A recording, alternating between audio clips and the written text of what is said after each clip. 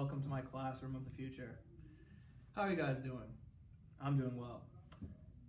When I first started teaching here in this classroom, we didn't use very much technology. In fact, it was pretty old-fashioned. I kind of thought, if it ain't broke, don't fix it, right? That was pretty much my attitude when I started taking this course as well. I thought, this stuff is cool and all, but why would I use it? Then we started the class. We started to learn some stuff. I started exploring, finding new technology, and realized this stuff is pretty helpful, pretty useful. Could probably make my classroom and really the whole school more efficient.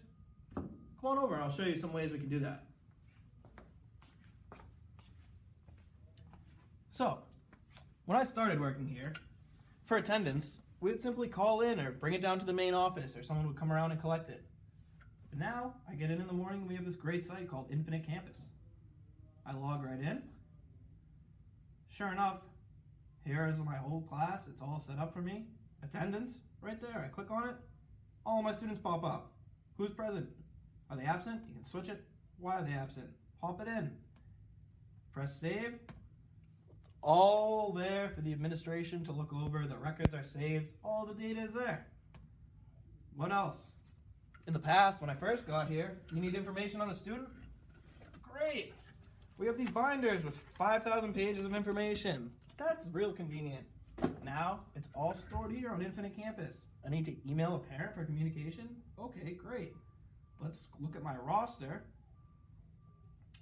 And there we have all my kids. I need one's phone number, email address.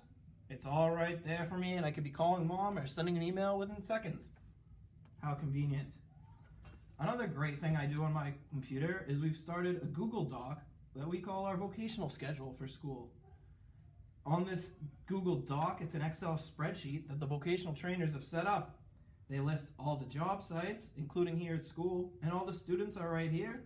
And there are tabs at the bottom for every different day where it's updated daily. Anyone can come in and add notes about their own students. So I look for my particular student on this day. Where is he? Oh, there he is. He's going to the Plastow Y to work in the AM, and his staff is named Christian. Everything I need to know. So when my students come in, I can tell them their schedule, where they'll be working, and they're all set to go. Another very convenient way we can manage activities around the school. Great for the kids, great for the staff, great for the administration too. Everyone can keep track and it's saved forever. We can all go in and update it anytime. Another great site we use on this computer now is called ACE, which is the Autism Curriculum Encyclopedia. My students' info is all stored in here, so I simply type in the student, look here, and it shows me all the data from exactly what I need to know. So whatever we're working on, they do the testing, the data is automatically punched into the computer. Anytime I can pull up their session data right here, and it's all there in front of me. It's like my work is done for me. Before, we'd have to log it by hand with tedious, monotonous data sheets, keep them in other giant binders, and who has time for that, right?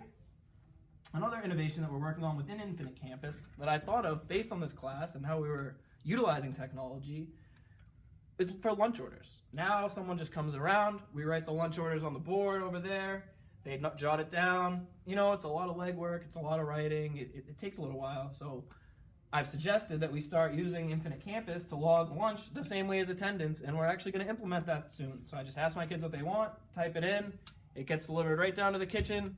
Nobody needs to run around the school, like a crazy person. Very easy. See, things are getting easier, more futuristic.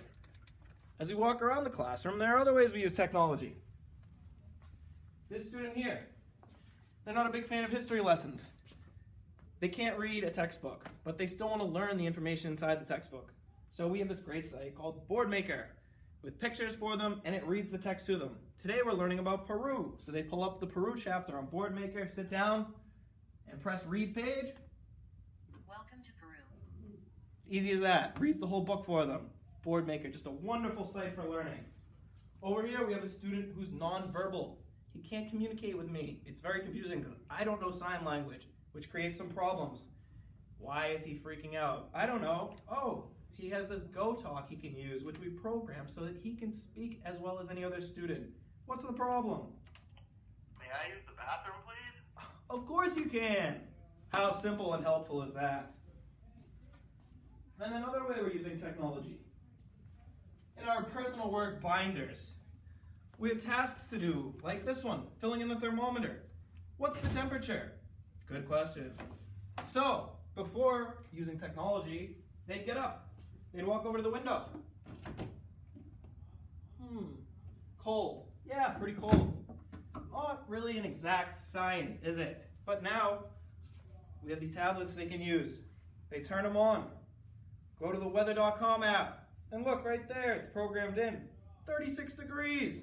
Perfect. They can write it into their notebook. And then when we have a classroom meeting, they can report the weather back to me with accuracy, not just guessing. Oh, it's cold, it's hot. Not bad. Follow me into the next room. Even more technology on display.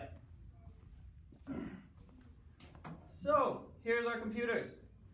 Some kids aren't thrilled by my science lessons. Can't blame them. So they want to learn a different way. We have this wonderful app called BrainPop. They log on to BrainPop and sit down, throw on the headphones. Say, what are we learning about today? Outer space. Sounds cool. There's space. What in space do they want to learn about? All these great options to choose from. Asteroids sound cool. Awesome. Then we have a whole video lesson. Then you can do a quiz, make your own movie, all these other cool activities that go right along with the lesson. So they don't have to sit in the room and listen to me read out of a textbook. Pretty cool, right? Now, let's say we're doing a geometry lesson. I'm trying to explain to my students what a rectangle is. A 3D one for that matter. The different sides. It's difficult to do, you know? Here's a rectangle. They get that. The three-dimensional aspect. How can we show that?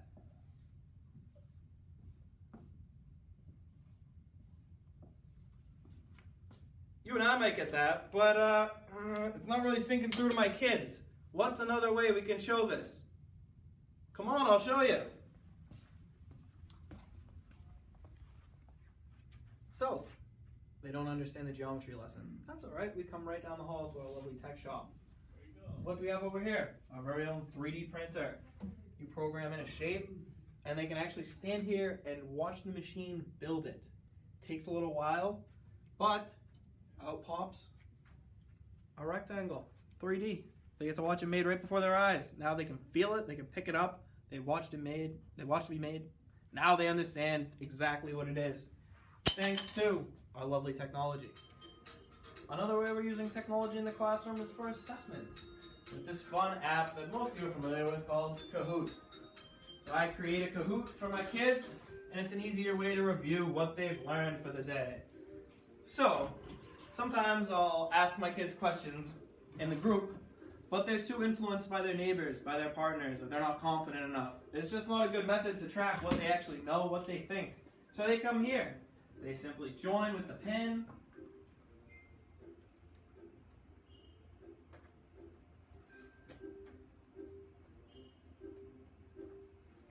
Just like that. You're in. As you can see right over here on the screen, Ben, that's me. I just joined. Then I'm over here as the teacher. They're good. I'm ready to start. I press the start button. It's just 2 questions. First question. What did we learn about in history? As you remember back to the lesson, what did we learn about in history? What country? Oh, right. It was Peru that the textbook was about. That's blue. They clicked blue. Right up here. Correct. Easy.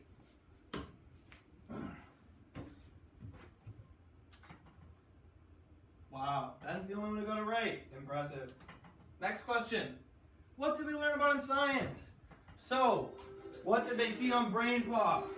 Meteors, planets, asteroids, comets. They chose asteroids. That's down here in the orange. They can match up the orange to asteroids. That's correct. All this data comes back to me, and then it's all done for me. I have assessed them. I know what they've learned, who's learned what. We can do this with the whole class, just a few kids who need it, whatever works. That's just another way we use technology. This has been my future classroom. I'm hoping to add even more technology soon and really make it out of this world. Thank you for visiting.